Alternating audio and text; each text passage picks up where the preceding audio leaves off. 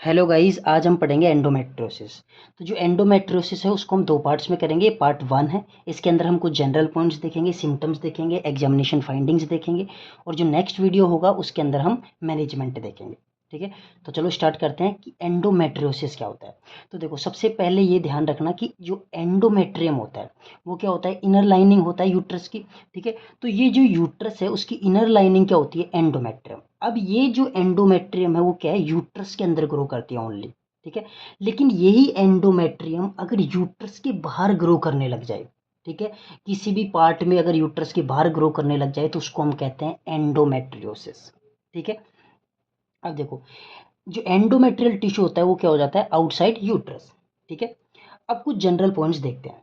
Most common site कौन सी है जहाँ पे जो एंडोमेट्रियम वो ग्रो करती है अदर देन यूट्रस। ठीक है, तो वो जो मोस्ट कॉमन साइट है वो कौन सी है, ओवरी। ठीक है, ओवरी में क्या होता है, चॉकलेट सिस्ट बन जाती है। चॉकलेट सिस्ट को हम दूसरा नाम कहते हैं एंडोमेट्रियोमा। ठीक है, कि जो जो एंडोमेट्रियम होती है वो क्या होती है, ओवरी के अंदर क्या होता है, ब्लड इकट्ठा हो जाता है। ठीक है, जो पीरियड्स का जो ब्लड होता है वो क्या होता है, वहाँ पे इकट्ठा हो जाता है, जिसकी वजह से क्या हो जाती है, सिस्ट बन जाती है। ठीक है, तो उसको हम क्या कहते हैं, चॉकलेट सिस्ट या फिर एंडोमेट्रियोमा।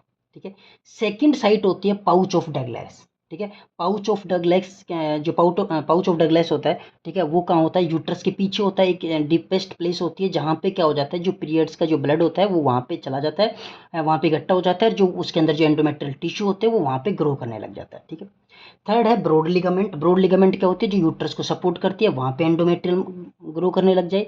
और चौथा है यूट्रोसैक्रल लिगामेंट। यूट्रोसैक्रल लिगामेंट क्या होती है, यूट्रस और जो सैक्रम को यूट्रस को जोड़ती है, उसको हम कहते हैं यूट्रोसैक्रल लिगामेंट। अगर इनके अंदर एंडोमेट्रियल टिश्यू चला जाए तो यहाँ पे क्या हो जाता है, एंडोमेट्रियम ग्रो करने लग जाती है। ठीक है, तो मोस्ट कॉमन साइट कौन सी है, ओवरी। सेकंड है पाउच ऑफ डगलेस। थर्ड है ब्रॉड लिगामेंट। फोर है uterosacral ligament. Least common site कौन सी है, लीस्ट कॉमन साइट है स्प्लीन और सीएनएस। यहाँ पे बहुत रेयरली देखा जाता है। ठीक है, एंडोमेट्रियोसिस। ठीक है, अब देखते हैं मोस्ट कॉमन एक्सेप्टेड थ्योरी। कुछ थ्योरीज है जो एंडोमेट्रियोसिस है उसको एक्सप्लेन करती है। तो सबसे पहली थ्योरी है सैमसन थ्योरी ऑफ इम्प्लांटेशन और रेट्रोग्रेड मेंस्ट्रुएशन। इसमें क्या होता है, जो पीरियड्स का जो ब्लड है वो रिवर्स डायरेक्शन में फ्लो करने लग जाता है। मीन्स जो पीरियड्स का जो ब्लड होता है वो फेलोपियन ट्यूब के अंदर चला जाता है। ठीक है, जिससे क्या होता है, जो एंडोमेट्रियोसिस है फेलोपियन ट्यूब ऐसे अदर ऑर्गन्स में स्प्रेड हो जाता है। ठीक है, सेकेंड थ्योरी है फॉर अम्बलिकस के लिए। ठीक है, इसमें क्या होता है, ये कौन सी थ्योरी है, हेल्बेन थ्योरी ऑफ लिम्फेटिक स्प्रेड। इसमें क्या होता है, लिम्फेटिक स्प्रेड के द्वारा क्या होता है, जो पीरियड्स का जो ब्लड होता है वो स्प्रेड हो जाता है।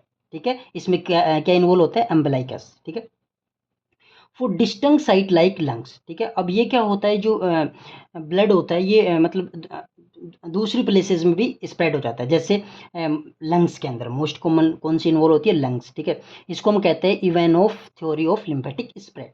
ठीक है, अब बात करते हैं स्कार एंडोमेट्रियोसिस। स्कार एंडोमेट्रियोसिस में क्या होता है, डायरेक्ट स्प्रेड होता है। स्कार एंडोमेट्रियोसिस क्या होता है, जैसे कोई सर्जरी वगैरह के बाद में क्या होता है, जो स्कार्स रह जाते हैं वहाँ पे क्या हो जाता है, जो एंडोमेट्रियल टिश्यू होता है वो ग्रो करने लग जाता है।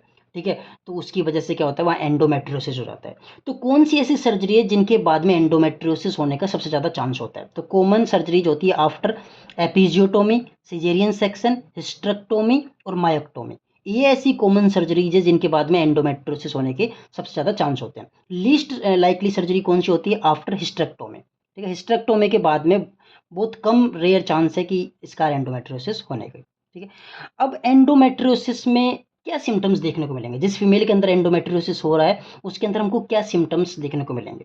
तो देखो, सबसे पहले तो एज देखो कि किस एज में सबसे ज़्यादा एंडोमेट्रियोसिस देखने को मिलता है। तो रिप्रोडक्टिव एज फीमेल्स में सबसे ज़्यादा एंडोमेट्रियोसिस देखने को मिलता है 25 to 35 ईयर्स ओल्ड फीमेल में। ठीक है, या फिर सेकंड है नेलीपेरस फीमेल्स के अंदर सबसे ज़्यादा, इन दो फीमेल्स के अंदर सबसे ज़्यादा एंडोमेट्रियोसिस देखने को मिलता है। ठीक है, लिस्ट कॉमन कौन सी है, प्यूबर्टल फीमेल्स, जिनके अंदर प्यूबर्टी रखी है उन फीमेल्स के अंदर सबसे कम चांसेस है एंडोमेट्रियोसिस के। ठीक है, तो लिस्ट कॉमन कौन सी है, प्यूबर्टल फीमेल्स। देखो, ये याद रखना है कि इफ एंडोमेट्रियोसिस ओकर इन प्यूबर्टल फीमेल्स, अगर प्यूबर्टल फीमेल्स में अगर एंडोमेट्रियोसिस होता है तो हम एंडोमेट्रियोसिस सस्पेक्ट नहीं करते, सस्पेक्ट करते हैं हम म्यूलेरियन मालफॉर्मेशन की, म्यूलेरियन डक्ट में कोई प्रॉब्लम तो नहीं है। ठीक है, तो हमेशा क्या सस्पेक्ट करना है अपने को, म्यूलेरियन मालफॉर्मेशन। ठीक है, अब बात करते हैं मोस्ट कॉमन सिम्टम कौन सा है। मोस्ट कॉमन सिम्टम जो हमको एंडोमेट्रियोसिस में देखने को मिलता है तो वो है पेन। सबसे ज़्यादा क्या होता है, पेन होने लगता है, जैसे डिस्मेनोरिया, पीरियड्स के बीच में पेन होना, क्रोनिक पेल्विक पेन होना, डिस्पेरियोनिया, ठीक है, इंटरकोर्स के समय पेन होना, ठीक है, ये सिम्टम्स देखने को मिलेगा। सेकंड मोस्ट कॉमन सिम्टम अपन को देखने को मिलेगा इनफर्टिलिटी। इनफर्टिलिटी क्यों? क्योंकि पीरियड्स के अंदर जो ब्लड होता है वो रिवर्स फ्लो करेगा, जो फेलोपियन ट्यूब होती है वो ब्लॉक हो जाती है, ठीक है, infertility. Third most common symptom अपन को एडिनिक्सल मास देखने को मिलेगा, जैसे ओवरी के अंदर चॉकलेट सिस्ट वगैरह बन जाना, टेंडरनेस, ये सब, ठीक है। देखो अब एंडोमेट्रियोसिस क्या कोज करता है, जो एंडोमेट्रियोसिस का जो मोस्ट कॉमन कोज है वो है सेकेंडरी डिस्मेनोरिया, ठीक है, क्या है, सेकेंडरी डिस्मेनोरिया, ठीक है। अब देखो अगर कोई फीमेल है ओपीडी के अंदर आती है और उसके अंदर क्या है, डिस्मेनोरिया है और डिस्पेरियोनिया, ठीक है, तो उसके अंदर हम क्या सस्पेक्ट करेंगे कि उसके अंदर क्या है, एंडोमेट्रियोसिस है, ठीक है। 90% केसेस में क्या है, एंडोमेट्रियोसिस है, ठीक है। अब एग्जामिनेशन हम क्या क्या करवाते हैं, ठीक है, तो पर वेजाइनल एग्जामिनेशन हम देखते हैं यूट्रस, ठीक है। अब यूट्रस में क्या है, जो यूट्रस होगा हमको कैसा देखने को मिलेगा, रेट्रोवर्टेड और फिक्स्ड देखने को मिलेगा। रेट्रोवर्टेड का मीन्स जैसे यूट्रस ऐसे होता है तो वो पीछे की साइड अपन को देखने को मिलेगा, मतलब यूट्रस पीछे झुक जाता है, ठीक है, तो रेट्रोवर्टेड देखने को मिलेगा और फिक्स्ड हो जाएगा, ठीक है, मूवमेंट नहीं होगा। और जो साइज होगी यूट्रस की वो नॉर्मल होगी, टेंडरनेस, माइल्ड टेंडरनेस प्रेजेंट हो सकती है, नहीं तो टेंडरनेस नहीं प्रेजेंट होती, ठीक है। एडिनेक्सा, एडिनेक्सा भी मैंने बताया कि बाइलेटरल एडिनेक्सल मास देखने को मिलता है, चॉकलेट सिस्ट दोनों ओवरीज के अंदर, एडिनेक्सल टेंडरनेस देखने को मिलेगी ओवरीज के अंदर, ठीक है। और जो यूट्रोसैक्रल लिगामेंट होती है उसमें क्या देखने को मिलेगी, नोडुलरिटी प्रेजेंट होगी, ठीक है। अब इसके लिए जो एंडोमेट्रियोसिस है उसमें इन्वेस्टिगेशन ऑफ चॉइस क्या करवाते हैं हम, लेप्रोस्कोपी करवाते हैं, ठीक है। इन्वेस्टिगेशन ऑफ चॉइस क्या है, लेप्रोस्कोपी, और गोल्ड स्टैंडर्ड क्या है, हिस्टोपैथोलॉजिकल एग्जामिनेशन, ठीक है। अब जब एंडोमेट्रियोसिस में हम CA-125 लेवल चेक करते हैं तो वो हमको बढ़े हुए देखने को मिलेंगे, ठीक है, 100 इंटरनेशनल यूनिट से भी ज़्यादा देखने को मिलेंगे। फिर उसके बाद में हम एंडोमेट्रियोसिस में MRI करवाते हैं। MRI किसके लिए करवाते हैं, अगर एंडोमेट्रियोसिस ब्लैडर में है या फिर बाउल एंडोमेट्रियोसिस है, ब्लैडर या बाउल एंडोमेट्रियोसिस है तो हम MRI करवाते हैं, ठीक है। इन डीप रेट्रोसिग्मोइड एंडोमेट्रोसिस, अगर एंडोमेट्रोसिस किसमें है, रेट्रोसिग्मोइड में है, डीप रेट्रोसिग्मोइड एंडोमेट्रोसिस है तो उसमें हमको MRI में कौन सा साइन देखने को मिलेगा, मशरूम कैप साइन हमको MRI में देखने को मिलेगा, ठीक है। तो आज के लिए इतना ही गाइस, मिलते हैं हम नेक्स्ट पार्ट में जिसमें हम इसका मैनेजमेंट वगैरह देखेंगे। तो अगर आपको हमारी वीडियो पसंद आई हो तो चैनल को सब्सक्राइब करें, कमेंट करें। Thank you.